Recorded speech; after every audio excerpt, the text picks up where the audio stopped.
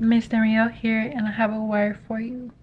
Peace be unto you. The Lord wants you to experience a new peace, a peace that you do not understand.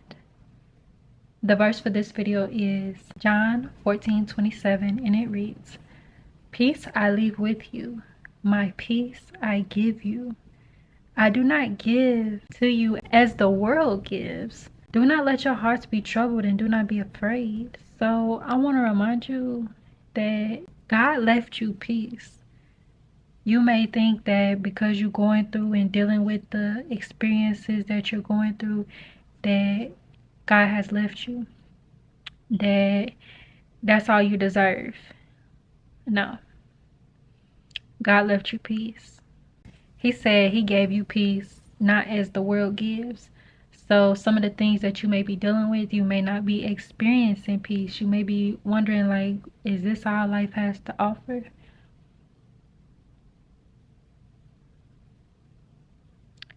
You may be dealing with worldly things and worldly people. That may be why you're not experiencing peace. So what do you have to do in order to get the peace that God left you? You have to separate yourself from worldly things and worldly people. There are so many people who are choosing to live a life without God. And like you and like me, we want to experience God. We want to be blessed and blessed abundantly, okay? We want to experience the fullness that God has to offer. And so it's important that you protect yourself from people who don't want that for themselves. You cannot be in a relationship with a person who does not keep God first in their life. As you see in the media, there's a lot of people talking about marriage right now, and why they haven't gotten married yet is because they're dealing with worldly men. Worldly men don't care about marriage. They care about the things of the world, the riches, the fame, the fortune. They're not going to marry nothing, because guess what? Marriage comes from God. Marriage is a covenant under God. It's a blessing from God. So you have to, again, put yourself around people who believe in God and keep God first. I was watching church the other day on a live stream, and the men's choir was singing. Everybody in the men's choir was a black man, except like one man. And guess what? They all had rings on their fingers, meaning they're married. You have to find someone who believes in Jesus Christ and they keep God first. Because if you don't, you're going to be experiencing a bunch of chaos in your life. You're going to go through spiritual warfare. You're going to be fighting demons that God never intended for you to fight. God wants everybody to have peace. He said, I left you peace. And he said the peace that he left you is not like the world gives you. The world is going to give you something that looks like what it's supposed to be, but it's not. They're going to give you stuff that is a decoy. They're going to give you stuff that you got to work extremely hard for. They're going to give you stuff that it ain't going to last. It's only temporary. The peace of God lasts forever. The peace of God lasts forever. He said, don't let your hearts be troubled. And he said, do not be afraid. Some of us, we in a state of anxiety. We worrying about what our next move is gonna be. Some people worrying about what their next meal is gonna be. Some people worrying about their finances. They worrying about their love life. They worrying about, like, wow, is this gonna still happen for me? You know, I'm getting older. The time is ticking.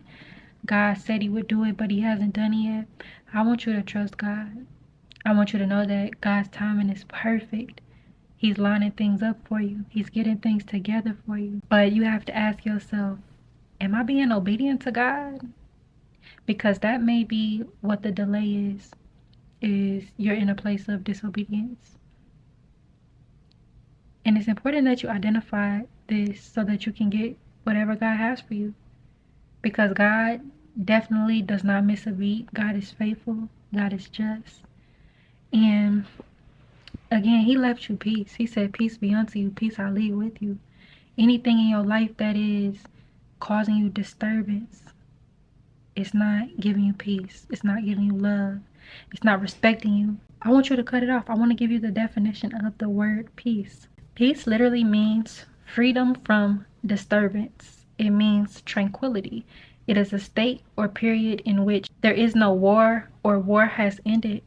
Like I said, some of us, we are filled with disturbance. The enemy is using so many people to disturb you, to distract you, to take away your peace. Do not allow the enemy to take away your peace. If that means you have to walk out on faith and leave a certain situation, then do that. Don't let the enemy disturb your peace. Allow God to supply all your needs. Allow him to free you from the disturbance. Again, freedom from disturbance is not getting all those notifications, not having to go do this, not having to go do that, not dealing with crazy people who want to throw you off. Like, allow God to do this in your life because he wants to.